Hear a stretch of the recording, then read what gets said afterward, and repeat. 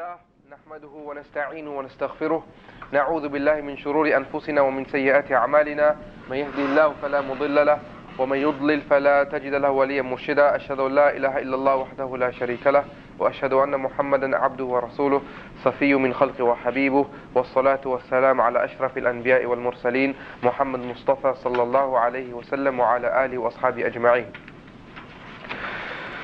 We're going to talk about, dear brothers, one of the greatest conquests in military history, and this is the conquest of Constantinople, which took place on the 29th of May 1453 at the hands of a great Muslim commander known as Muhammad Al-Fatih.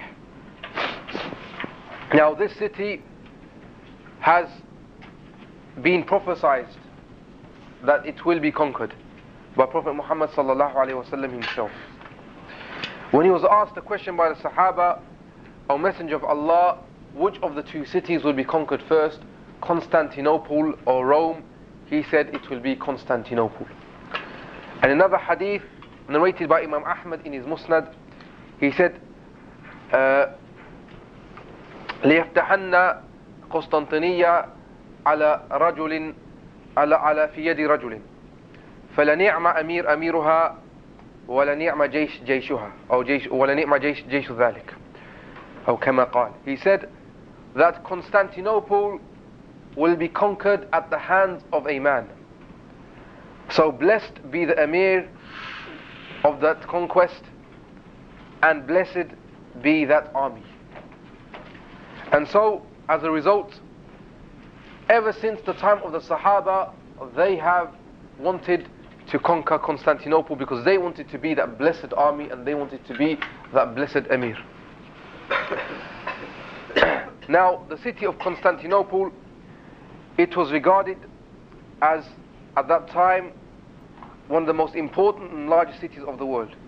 And it was established as early as 330, after Isa alayhi salam, at the hands of a Christian called Constantine I. It was the capital of the Byzantine Empire. It was built by the best Greek engineers to withstand a siege. And Constantinople, the city, it was bound in all three sides by sea. Okay? Now, you had the Bosphorus, with the Straits of Bosphorus. Basically, if you look at your maps, you will see the Black Sea, and you see a narrow passage. That is known as the Straits of Bosphorus. Okay? The Straits of Bosphorus. That narrow passage, the straits which lead from the Black Sea and through the two continents, through Asia and Europe. That is known as the Bosphorus. And then also it was surrounded from the south by the Sea of Marmora. There's a little sea there, it's called the Sea of Marmora. And then there was also another side, and this time if you turn over your other maps that I have given you, if you turn over your other maps, you will see now that from the Bosphorus there is another body of water that cuts into the European continent, and that is known as the Golden Horn. That is known as the Golden Horn. And so you can see that on three sides Constantinople was surrounded by water. And only one side is exposed. The extreme western wall, that was the only side that was exposed, that was the only side on the land. But that side was protected by a deep moat and a strong triple wall. And that was at the time of Constantine I. So you can see that defensively this was a very, very strong fort and almost impossible to lay siege to. Now during the time of Uthman radiallahu anhu, Muawiyah under his command, he made several incursions into Anatolia. You can see where Anatolia is on your map, against Constantine II. And he caused severe defeats against the Romans, but they couldn't lay siege to Constantinople. Then when Muawiyah radiallahu anhu became the caliph, he launched a final campaign against them, with several of the illustrious Sahaba under the command of a Sahaba called Busr ibn Abi Artah. Busr ibn Abi Artah, he was in charge of the campaign. And this happened in 53 years after the Prophet ﷺ, after the Hijrah, or 672 after Isa alayhi salam. The campaign under Busr ibn Artah lasted 7 years, but it was not successful. And in fact, it led to the death and the shahada of 30,000 of those illustrious Muslims, including Abu Ayyub al-Ansari. He was 80 years old at that time. 80 years old, he was on a boat, and they were, besieging Constantinople. After this campaign failed, then Sulaiman, Umayyad caliph, he also held siege to Constantinople, because he heard a hadith that the emir who conquers Constantinople will be named after a prophet.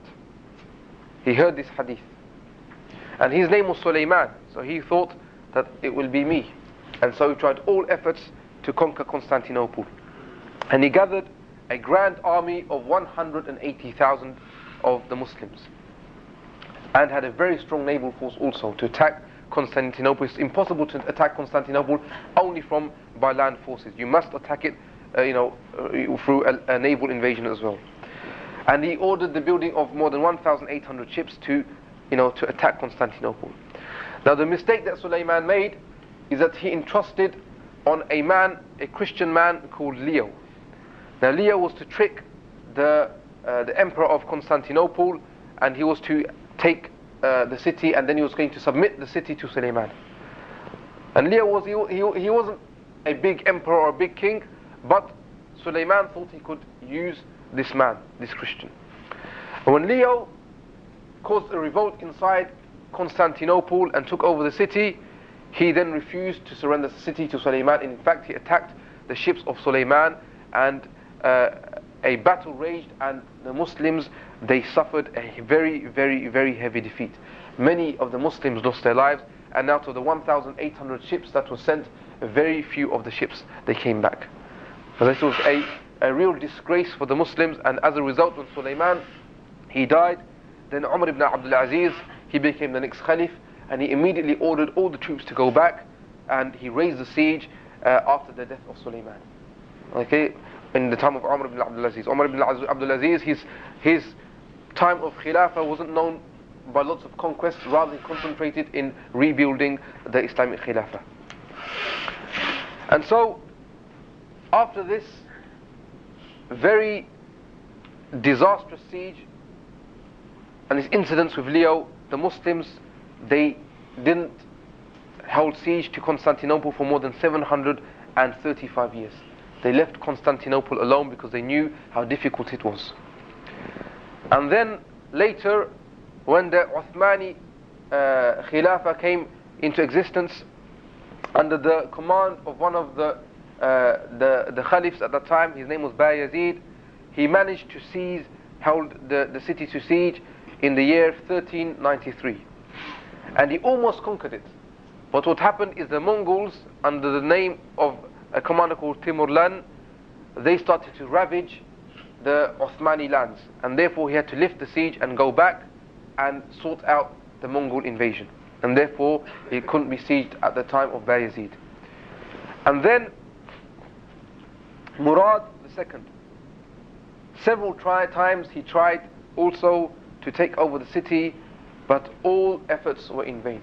It was impossible to take over the city because of the strong fortress of Constantinople. But the honor was to go to his son, who's known as Muhammed Al-Fatih, or as they call him Mehmet in Turkish. Now Muhammad Al-Fatih, if we quickly study and have an overview of his young life and the kind of person that he was. His father gave him an excellent education. His father was keen that Muhammad Al-Fatih grows up to be a complete man, and gave him the most perfect education that any father could give him. And he knew 6 languages, including Arabic. He spoke pure Fusha Arabic, despite not being an Arab. Turkish, Greek, Latin, Persian, and Hebrew. And Muhammad Al-Fatih, he was trained in all of the sciences, in maths and physics and chemistry. He was also trained in philosophy. And one thing special about Muhammad Al-Fatih, just like we studied about Salahuddin Ayyubi, is he loved the scholars and he would surround himself with scholars, and he was well versed in the Islamic sciences. And he himself could have been a scholar. This was his caliber. His shaykh was somebody called Ahmad ibn Ismail al-Kawrani, who at that time was known as the Abu Hanifa of his time. And so the Shaykh Ahmad Ismail al-Kawrani, he memorized Muhammad al-Fatih, the Quran.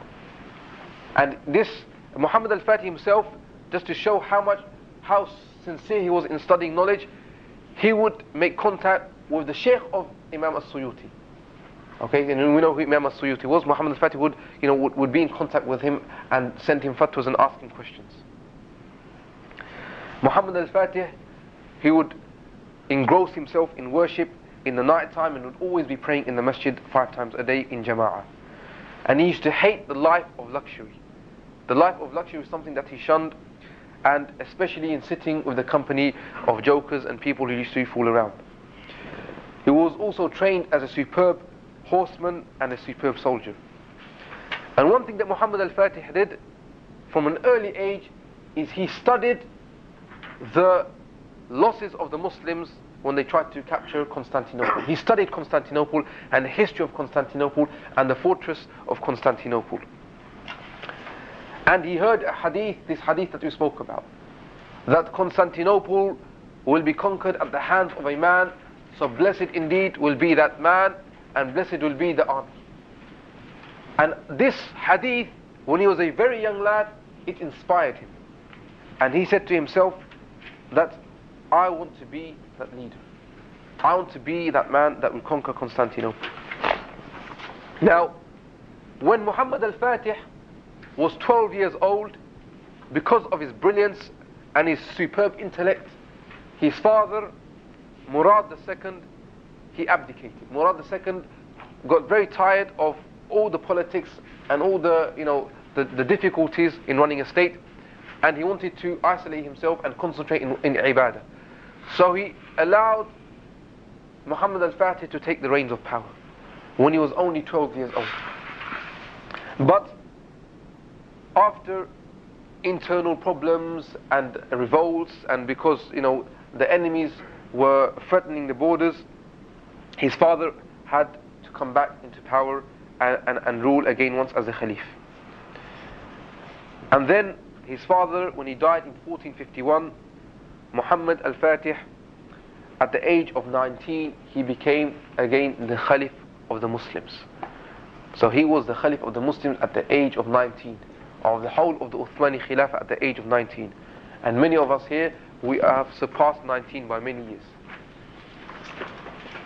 And Muhammad al-Fatih, he was determined to take over Constantinople, to conquer Constantinople and be that man described in the hadith. And therefore, he made many preparations. Okay, and even before he announced the formal announcement of the attack of Constantinople, which was on January 1453, not 1452, but 1453, he made several preparations. And therefore not giving the disbelievers, the kuffar, not giving them the opportunity to prepare themselves, or allowing the other kuffar to come to their aid. Because Muhammad al-Fatih knew that for the kuffar to come to the aid of their fellow Christians, it would probably take a couple of months. And so therefore time was of the utmost essence. He couldn't disclose the secrets to even his own soldiers. And he waited until, January 1453. How did Muhammad al-Fatih prepare for the conquest of Constantinople? Many of the Muslims, they failed. So what was Muhammad al-Fatih doing that was so unique? The first thing that he did is he vastly increased the number of his forces until they reached 250,000, which at that time was one of the largest armies in Europe. We mentioned how yesterday Musta'sim, the Caliph of Baghdad, he reduced the army of Baghdad to 10,000. And look at the difference between Muhammad al-Fatih and him. Muhammad al-Fatih increased the army to 250,000. And he gave all his troops special training on all the different types and arts of warfare. All the different types of warfare that existed at the time, all these troops were given training in. In addition to this, Muhammad al-Fatih, he further developed at that time the Muslim special forces.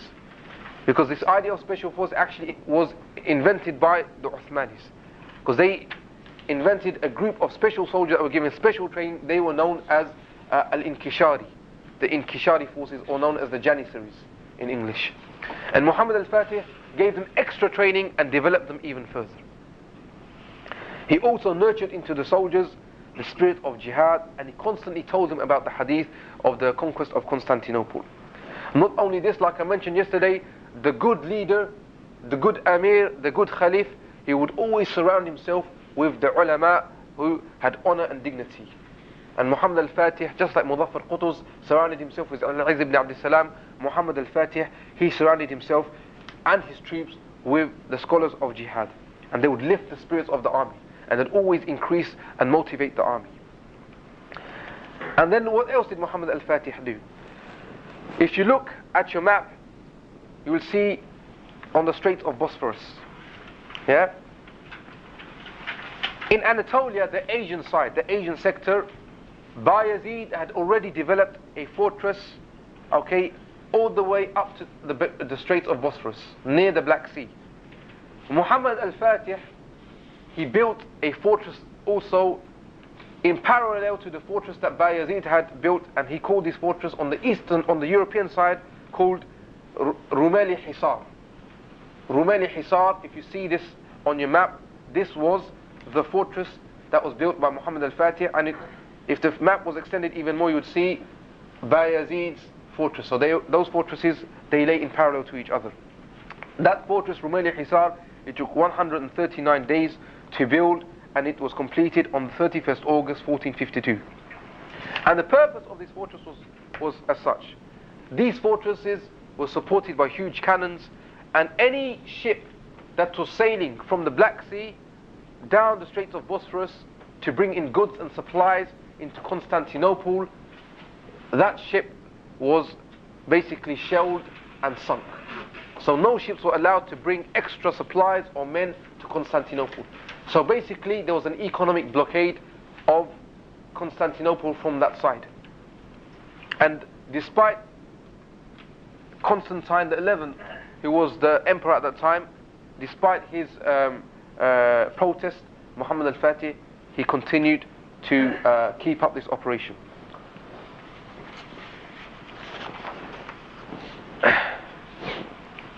Also, Muhammad al-Fatih himself, this is the Amir of the Muslims. He went on reconnaissance missions. He actually went to the walls of Constantinople and scaled the walls of Constantinople himself, okay, with few of his soldiers. He looked at the soil, the content of the soil, the chemical constitution of the soil, and the walls, how thick they were, how large they were. He measured all of these things because he had a plan ready for Constantinople and the attack of Constantinople. Not only this, he hired a Hungarian engineer whose name was Urban. He hired him and he gave him a huge salary, 4 times more than even Urban had demanded. So he just keeps him happy. And Urban was he excelled in making cannons. And Muhammad al-Fatih ordered him to build a cannon which was capable of penetrating the walls of Constantinople. Capable of penetrating those walls. And Muhammad al-Fatih, he was also himself an engineer and a mathematician. So he went to the walls himself, measured them, and he realized the force that would be needed to break those walls and the type of cannon. And he ordered Urban to build that cannon. And he was in constant consultation with him, as if he was the one himself, making this cannon. And then this cannon was eventually built, the largest cannon that was produced at that time. It was 27 feet, or approximately 27 feet long, and it was 6 foot wide at its muzzle. And this cannon, it needed 60 oxen, okay, to carry it. 60 oxen to carry this huge cannon. And when they test fire this cannon, it's through a cannonball which weighed 1.2 tons, 1 mile long, and when they eventually found this cannon, they found it buried 6 foot under the ground, okay, 6 foot deep. It hit the ground 6 foot deep when they eventually found it. See the preparation that they are making. Yeah, they know Allah subhanahu wa ta'ala will help the Muslims with victory, but the Muslims, they have to make the preparations. They have to have the weapons that are in place, okay, because all the other Muslims, they tried before, but they couldn't. They needed the weapons to carry out this siege. Also, Muhammad Al-Fatih, the Uthmanis were not known as excellent naval force, so he wanted to surprise them with a naval force. So he ordered discreetly the building of many ships on several ports around the Black Sea and the Sea of Marmora and other places, so that the Byzantines, they don't realize. Now, what was the defense of Constantinople? We've already mentioned some of the defense. Now, Constantinople, of the 3 sides of Constantinople, yeah, of the 3 sides, if you look at your maps, you see 3 sides. The side which was, lying parallel to the Sea of Marmora and the western wall, the landward side, okay, those 2 sides out of the 3 sides, they were surrounded by walls, by very, very strong and tough walls. And firstly, there was a ditch which was 60 foot wide, and then there was an outer wall which was 20 foot high, 25 foot high, and also after the outer wall there was another ditch which was 60 foot in width, and then there was an inner wall which was 40 foot high, and then interspersed between the walls were towers that were 60 foot high. So both the sides, the Sea of Marmora and the western side, were surrounded by this wall. The only weak side was the side of the Golden Horn. Coming from the Strait of Bosphorus, you can see the Golden Horn. So this side had a weak wall, and the wall wasn't strong. But in defense, so that to defend this wall, what did the Byzantines do? They erected a chain, a huge, massive chain between Constantinople, and you can see here it says Pera. Okay, if you can see Pera in the map, okay, there is a chain. It says here boom. That boom represents the chain. That chain would prevent any ships from crossing into the Golden Horn and attacking the weak wall. We said that 3rd wall was the weak wall, and it was the only wall that was capable of going down. And so that boom, any ship would try to come, the chain would be raised, and no ship would be able to pass through the chain. Because the city was surrounded by water from all the sides, or all 3 sides, the Byzantines were very confident because of their strong naval force, that no naval force of the Uthmanis can defeat them. And as long as they've got a strong naval force, then supplies can continue to come into Constantinople, and also their allies from the other nations could come in and aid them. And so because the Golden Horn had this chain on it, much of the defense was concentrated on the outer wall, especially the western side, which for them was the most weak. If this wasn't defended properly, Constantinople could fall. So the wall on the western side, you see the wall of Theodosius, that wall was the most well defended. Also, the Byzantines, they were Orthodox Greeks, and there was a power struggle between the Orthodox Greeks and the Catholic Greeks. Now, just because as he realized that Muhammad Al-Fatih is coming, Constantine the 11th, the Byzantine emperor, he said, let's unite the 2 churches. Okay, and he made moves to unite the 2 churches, but this actually had the opposite effect, because the people of Byzantine, the people of Constantinople, they revolted against this, and therefore it caused unrest and weakened the position of Constantine the 11th. Now, the attack, it began on the 5th of April 1453, or 1452. And the attack occurred with ships and cannons simultaneously. Now before the attack, the troops were encouraged to read Quran, and they were told of the benefits of martyrdom and the importance of shahada in the way of Allah subhanahu wa ta'ala. And on their side, many scholars, Muhammad al-Fatih put many scholars into the army to constantly encourage the troops. The land army was split up into three groups. The side that was attacking the western wall, the land army, was split up into three groups. And then all the ships were also told to surround the city. On the 6th of April 1452, Muhammad al-Fatih, he orders formally Emperor Constantine the 11th to give up the city without a fight, and him and his family will be safe and secure. But this was refused. And then he ordered the huge cannon, built by that engineer Urban, to be fired. And it was fired on, if you look at the wall of Theodosius, on that side, towards the northern area, the cannon was fired, and it destroyed a large part of the wall. But quickly, and this was the skill of the Byzantines, they quickly rebuilt the wall. So the cannon, and the Muslims all shouted takbir, because the cannon worked. The cannon worked, and it destroyed the strong walls of Constantinople. Now, to further demoralize the kuffar, Muhammad al-Fatih, apart from ordering the cannons to fire continuously, as soon as this cannon fired, the cannons continued to fire and didn't stop firing. And they fired day after day after day. And to even demoralize them further, Muhammad al-Fatih, he occupied some of the fortresses and islands that belonged to the Greeks, to show the power of the Muslims on some of the coasts.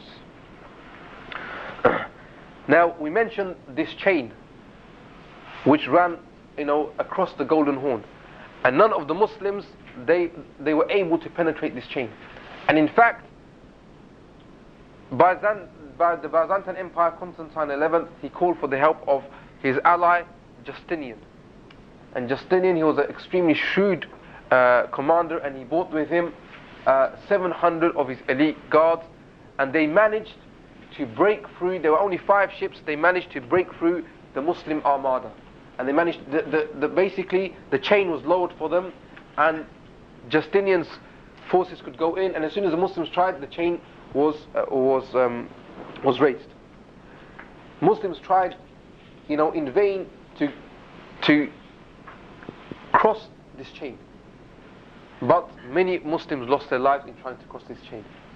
They found that the walls, the outer walls, the western walls, was very strong, and it's always being rebuilt, and they couldn't find a hole in which to penetrate. On the 18th of April, the cannons again managed to penetrate the western side of the wall, and this time the special forces, the Inkishari forces, they managed to break the defense. But after 4 hours of fighting, they were forced to withdraw. But the purpose had succeeded, because fear entered the hearts of the enemies. Because for the first time they see their walls have been scaled, their walls have been damaged, and here Muslim forces are entering into their city. They held them back and they had to withdraw, but fear had entered the hearts of the enemy. Unfortunately for the Muslims, more and more of the support from the kuffar was entering into the city. They could pass through the Muslim armada, i.e. the naval strength of the kuffar was stronger than the Muslims, and they managed to cause slaughter amongst the Muslim armada. As a result, Muhammad al-Fatih was deeply angered, and he fired the commander of the armada, and he replaced him with another man. Some of the close people of Muhammad al-Fatih, realizing that the siege isn't happening, they're destroying the walls, but the walls are being rebuilt. They cannot penetrate it anyhow. This chain is still erected. What can they do? And they said, we should raise the siege and go back to, and lift the siege. But Muhammad al-Fatih, he refused.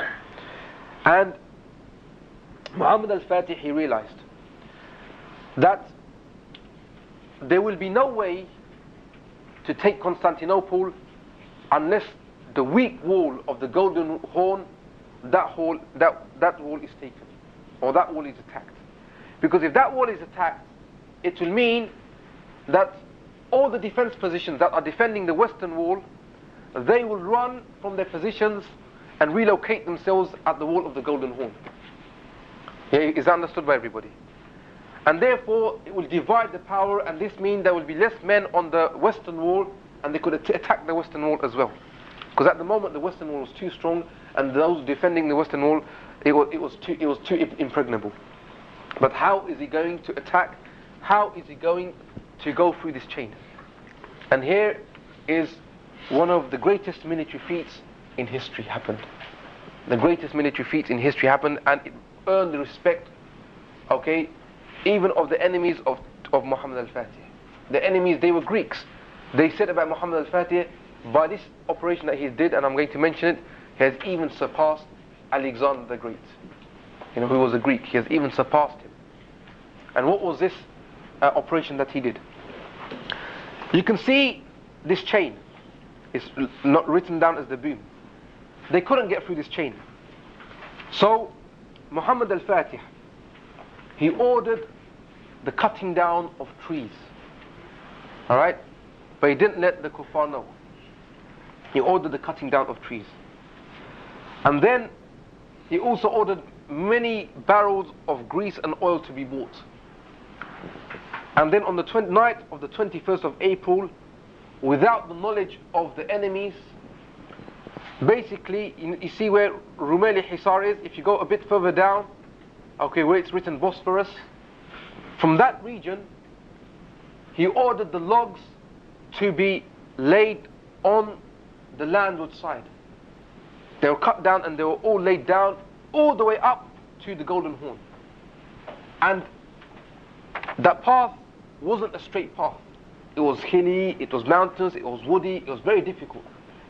And then he ordered the logs all to be greased. And then he ordered his men to drag 70 ships across the logs, across the land. It's 3 miles, this was, by the way. 3 miles he ordered, okay, 70 ships to go across this land. And this was by a miracle of Allah subhanahu wa ta'ala. Imagine this, dragging 70 ships, men dragging 70 ships. In one night. Okay, in one night. What happened? The kuffar, they woke up to the sound of their ships being attacked and their ships in the Golden Horn burning. They couldn't believe their eyes. They could see, when they wake up, they could see ships riding across the land. And they couldn't believe this. Imagine this, right? Imagine the enemy, and you see ships going across the land, being dragged by men. And then those ships were attacking the kuffar ships and destroying them. And so this earned Muhammad al-Fatih, to the Greeks themselves, a commander who surpassed even Alexander the Great. Now this action, it severely demoralized the enemy forces, and weakness began to appear in the hearts of the enemies, because now they needed to defend not only the western wall, but also the wall of the Golden Horn. And the Muslims, they concentrated their firepower and all their efforts now on the wall of the Golden Horn.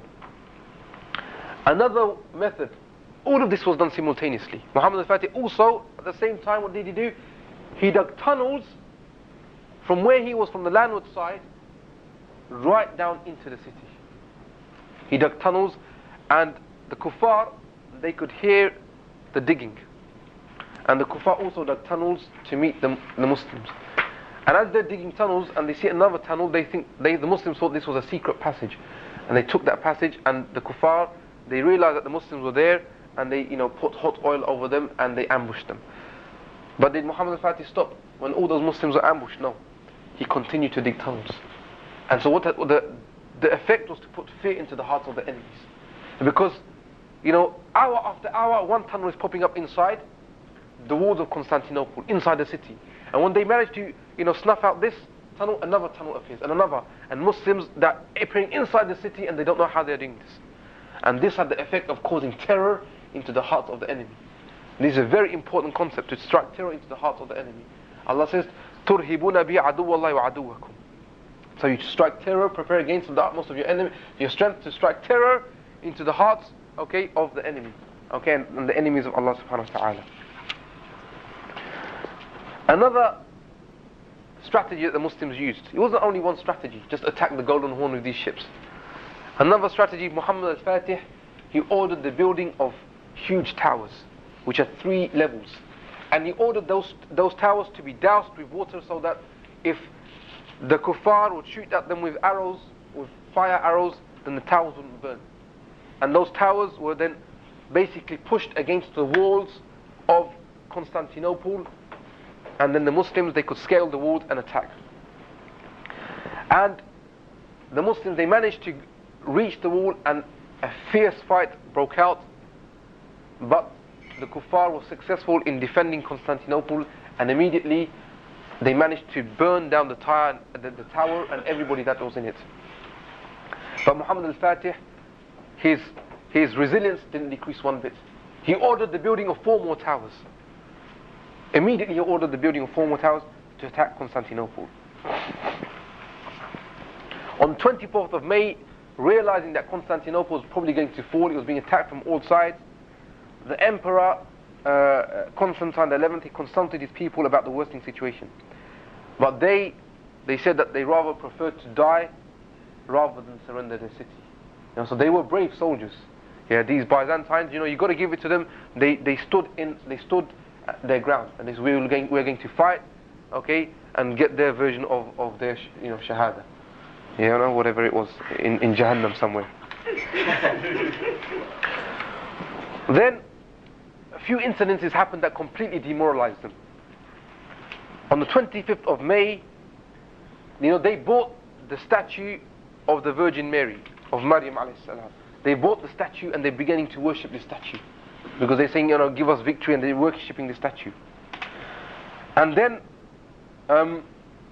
while they were praying to it and asking for victory, this statue, it got destroyed. While they were making dua to this statue. Not only this, on the 26th of May, there was heavy rain and lightning struck the famous church of Sophia, and it destroyed part of their church. Okay? So the kuffar, they're beginning to feel there's this bad omens now, Bad omen has struck them, and they've got nobody to rely on anymore. The statue is broken, the church is broken, the cross is broken.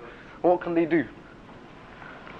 And they thought that, look, we should give up and surrender, and we'll be given free passage. And still, Constantine, he refused. He said, no, I'm not going to give up. I want to die shaheed. So then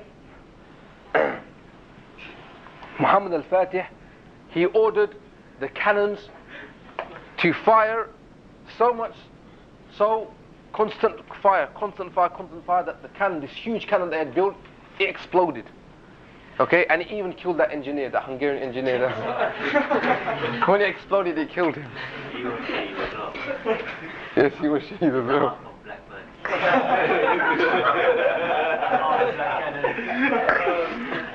Then Muhammad Al-Fatih, on the 27th of May, he ordered a final assault.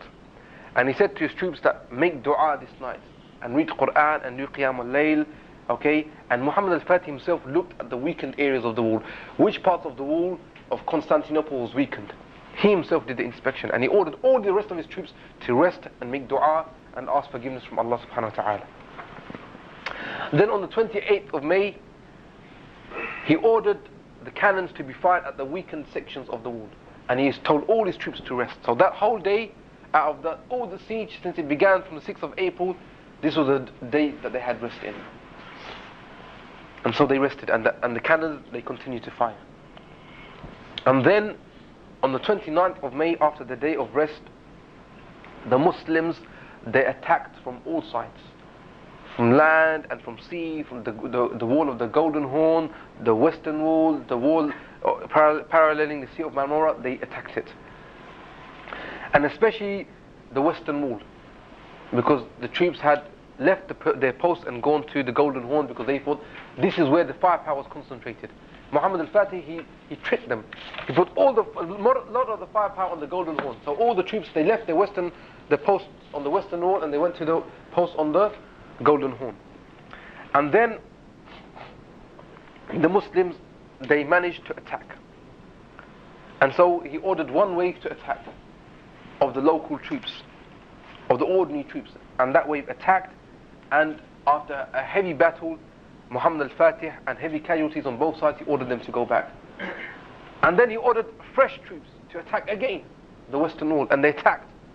And again a heavy battle occurred, and Muhammad al-Fatih, after hours of fighting, he ordered them to go back. And then this time the defenders were completely fatigued, and they'd lost, all power. And then again Muhammad al-Fatih orders a third strike with fresh troops. With fresh troops, he orders the strike. And the defenders were completely exhausted. And then again Muhammad al-Fatih says the third troops to go back. And now when the kuffar were completely exhausted and didn't have any power in them, Muhammad al-Fatih, he ordered the Muslims to attack the weakened section with everything that they have from cannons and arrows and javelins and rocks and stones and catapults, whatever they've got, they attacked, while the Muslims, they rested. Now this further demoralized the troops on the Western Wall. To come to their aid, Constantine, the emperor, and Justinian, they came at that section to encourage their troops and spur them on for the attack. And then Muhammad al-Fatih, he orders wave after wave of the special Inkishari forces to hack away at the defenses. But because Constantine the 11th and Justinian, they were brave warriors, because they were there defending, the enemies could defend their walls still. Despite being completely demoralized, they were still able to hold their ground. This just shows how tough it was to attack and siege Constantinople. They still held their ground. And then Muhammad al-Fatih himself, with 30 of the bravest of the special forces, of the Inkishari forces, and one of them, with their leader, his name was Hassan, he was a very large man, he himself saw an area of weakness and they attacked. And they managed to penetrate and go inside the walls of Constantinople. And not only this brave commander Hassan, he managed to hoist the flag of the Uthmani Khilafah.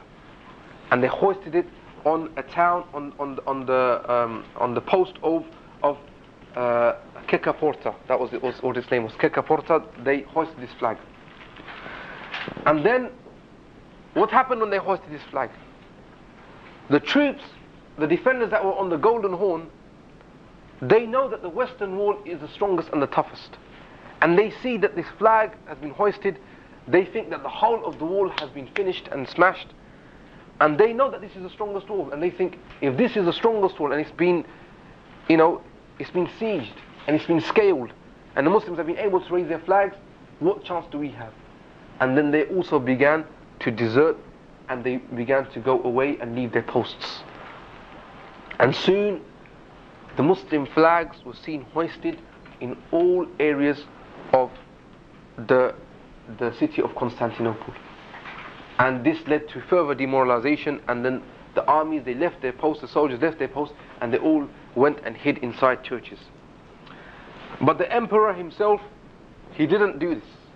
He took off his robes as the leader and the king, and he wore ordinary soldiers' clothes, including Justinian. And they went and fought, and they were killed as ordinary soldiers, and they were Christian heroes. Now Muhammad al-Fatih, when he entered the city, all the people were hiding in their churches, because they thought Muhammad al-Fatih would cause a bloodshed and would cause a massacre. But then eventually they saw there's no point to this. There's no point in hiding in the churches, because Muhammad al-Fatih, had given them amnesty and said, you are free, and I'm not going to kill you, I'm not going to slaughter you. And so they realized the mercy in the heart of Muhammad al-Fatih. And then the Christians, they were allowed to keep their religion. They were allowed to keep, except for Hagia Sophia, which became a masjid, they're allowed to keep most of their Christian institutions. They're allowed to have their own courts between themselves on matters of civil and social issues. If there was a dispute between the Christian, or there was a marriage between the Christians, okay, any social issue they could sort it out between themselves. And this is the Sharia. But if there was a case, a criminal case, or they had attacked a Muslim, or there's a case between a Muslim and a Kafir, then the Muslim courts would solve the issue.